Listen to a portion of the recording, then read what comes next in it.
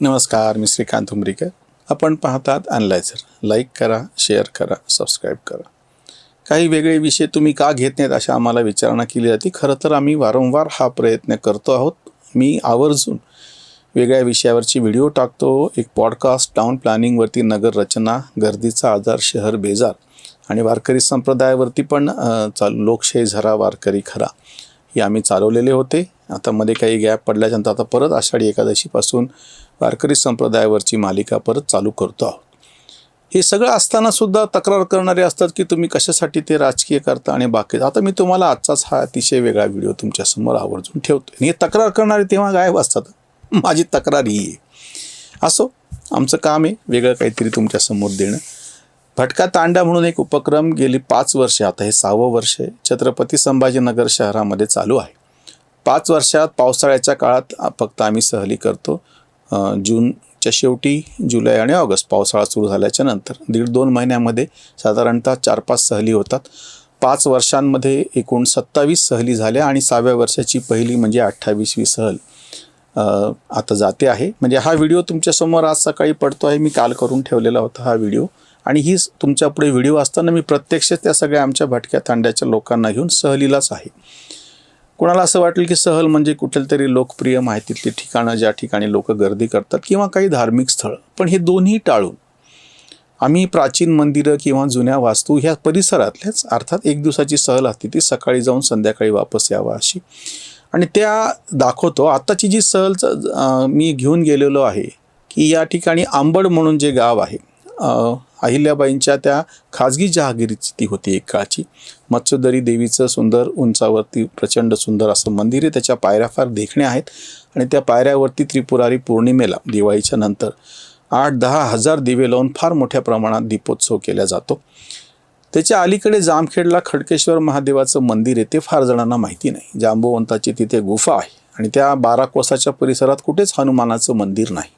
संपूर्ण महाराष्ट्रात, मला बाकी भारताचं माहिती नाही, मारुतीचं मंदिर नाही अशी गावं नाहीत. फक्त हा परिसर असा आहे की जिथल्या 12 कोसाच्या परिसरामध्ये हनुमंताचं मंदिर नाही, कारण की तिथं जांबुवंताची गुफा आहे आणि त्यांची ती जे द्वंद्व युद्ध झालं तिथं झालं असं म्हणतात. असो, ती गुफा दाखवणार आहे. त्याच्यानंतर हे खडकेश्वर महादेवाचं मंदिर दाखवणार आहे. ते कोणाला फारसं माहीत नाही. आंबडमध्ये मत्स्योदरी देवीच्या मंदिरात धार्मिक श्रद्धेमुळे तरी लोक जातात, पण त्याच ठिकाणी एक अतिशय प्राचीन सुंदर असं खंडोबाचं मंदिर आहे. जुनं, प्राचीन हा शब्द खरं तर तांत्रिकदृष्ट्या खूप जुन्यासाठी वापरतात. अहिल्याबाईंच्या काळात बांधलेलं, तेही मी तुम्हाला आवर्जून म्हणजे माहिती नाही कोणाला, आता त्याचा रंग काढून त्याचे छान जुन्या दगडी स्वरूपात आले, त्याचे काही फोटो आवर्जून दाखवतो. मोठ्या आकारातली जी बारव आहे तिला पुष्करणी म्हणतात. अशी प्रचंड सुंदर मोठी बारव ह्या शहरामध्ये आहे. तिचं पुरातत्व विभागाकडून आता पुनरुज्जीवनाचं काम चालू आहे. त्याचे मी फोटो तुम्हाला दाखवतो. तसंच याच ठिकाणी अच्युताश्रम स्वामी म्हणून जे रामदासी संप्रदायातले होते त्यांची संजीवन समाधी आहे. संजीवन समाधी फार थोड्या ठिकाणी आहे की म्हणजे त्यानं जिवंतपणे, जसं ज्ञानेश्वर माऊलींनी समाधी घेतली आणि त्या संजीवन समाधीचं असं वैशिष्ट्य मानलं जातं की त्या व्यक्तीचा तिथे वास आहे. अच्युताश्रम स्वामींचा मठ ह्या आंबडमध्ये आहे आणि आजही तिथलं वैशिष्ट्य म्हणजे तिथे हे आधुनिक प्रकारचे दिवे, वीज तिथे पोहोचलेली नाही किंवा त्यांनी घेतलेली नाही. अजूनही जुनं दिवे तिथे लावले जातात आणि त्या नैसर्गिक दिव्यांच्या प्रकाशातच त्या ठिकाणचे संध्याकाळचे सगळे आरती वगैरे उपक्रम होतात आणि नंतर देव झोपतात. असा आश्रम आहे. त्याच्यात आंबडला लागून म्हणजे छत्रपती संभाजीनगरहून औरंगाबादला त्या आंबडला जातानाच्या आंबडच्या थोडा अलीकडे चिंचखेड म्हणून गाव आहे. त्या ठिकाणी खंडोबाचं जुनं मंदिर आहे. ते पण कोणी फारसं पाहत नाही. या ठिकाणची ही सहल आम्ही नेलेली आहे. मला हा व्हिडिओ यासाठी तुम्हाला सांगायचा आहे की मी हे छत्रपती संभाजीनगरच्या जवळचं 1 दिवसाच्या आत वापस यावं अशा सहली करतो आहे.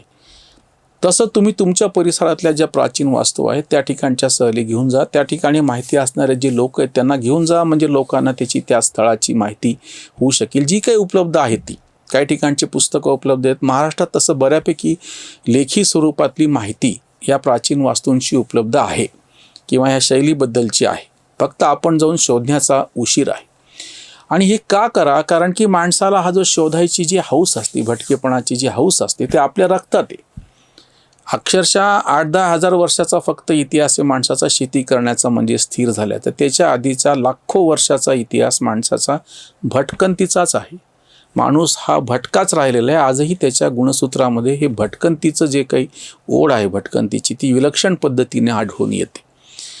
आम्ही जवळपासच्या जेव्हा बारवा, मंदिरं किंवा अशी जी काही माहीत नसलेले ठिकाणं बघतो किंवा विशेषतः खुल्या जागेमध्ये गेल्याच्या नंतर मुलांना, छोट्या मुलांना जो आनंद होतो आणि त्यांना जी उत्साहाची भरती येते ती पाहिल्याच्या नंतर लक्षात येतं की ही किती आवश्यक आहे.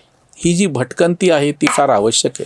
त्याच्यावरची कविता मी तुम्हाला आज मुद्दाम ह्या निमित्ताने, आजचा जो वेगळा व्हिडिओ आपण केलेला आहे त्याच्या निमित्ताने तुमच्यासमोर ठेवतो.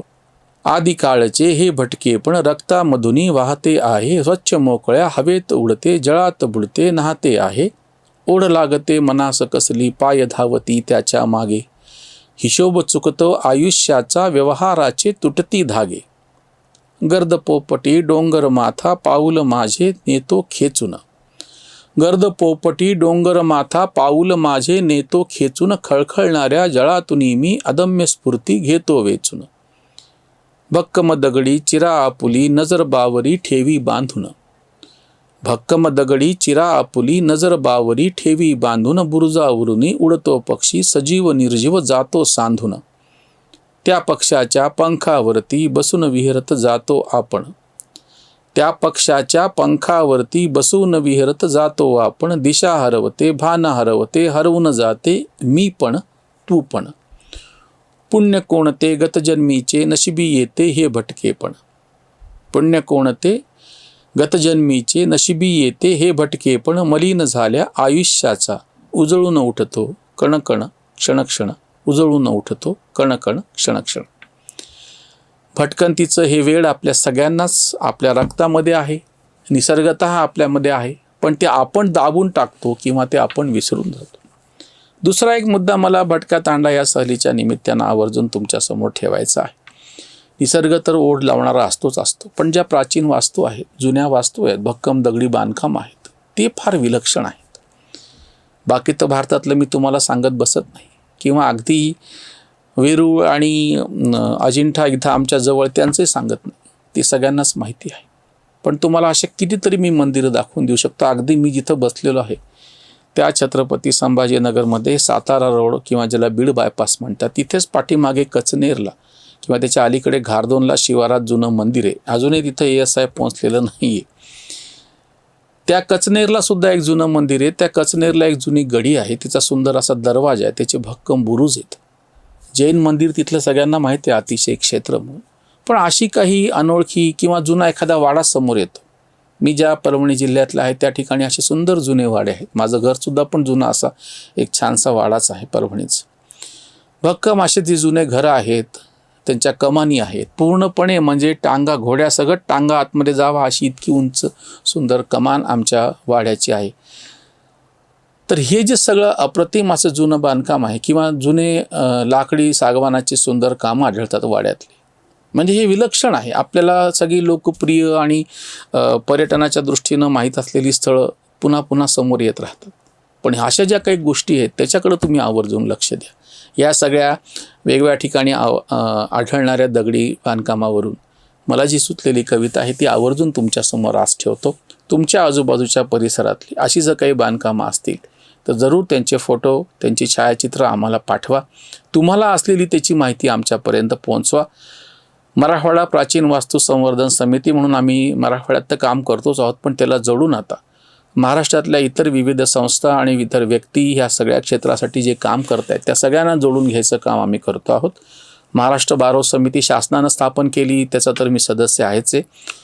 मराठवाडा प्राचीन वास्तू संवर्धन समितीच्या वतीनं सुद्धा परभणी जिल्ह्याचं तर संपूर्ण सर्वेक्षणाचं काम आम्ही करून दिलेलं आहे. आताही वेगळ्या आताही छत्रपती संभाजीनगरच्या जिल्हाधिकाऱ्यांकडे पण तो एक प्रस्ताव दिलेला आहे. बघूयात, अशी पण काही कामं असतील त्याच्यामध्ये आपण सगळे मिळून सहभागी होऊयात. एरवी मी रोजचा शेवट उसंतवाणीनं करतो, पण ह्यावेळेस ह्या दगडी चिऱ्यांवरच्या कवितेनं आजच्या ह्याचा शेवट करतो. कोरीव चिरे दगडांचे, बोलती उसासून खंत. इतिहास सांगतो आम्ही, ऐकण्या कुणा नवसंत. घे कुशीत वाहत्या नदीला, विस्तीर्ण मोकळा काठ. पायऱ्या उतरत्या बांधीव, सजविती देखणा घाट. तप करण्या बसुनी गेले, किती ऋषी मुनी किती संत. इतिहास सांगतो आम्ही, ऐकण्या कुणा नवसंत. वेलांटी दार कमानी छत भिंतीचा न ठिकाणा, बुरुजाचा भक्कम अजुनी तो ताठ लढाऊ बाणा. वेलांटी दार कमानी छत भिंतीचा न ठिकाणा, बुरुजाचा भक्कम अजुनी तो ताठ लढाऊ बाणा. लाविता कान दगडाला ललकारी होई जिवंत, लाविता कान दगडाला ललकारी होई जिवंत. इतिहास सांगतो आम्ही ऐकण्या कुणान उसंत. त्या कुशल हातांची घाव अभिमाने सोसून वक्षी, हा कातळ लेणी मधला अद्भुत मिरवतो नक्षी. ही कला कुसर दगडांची जणू फुलला शिल्प वसंत, ही कला कुसर दगडांची जणू फुलला शिल्प वसंत. इतिहास सांगतो आम्ही ऐकण्या कुणान उसंत.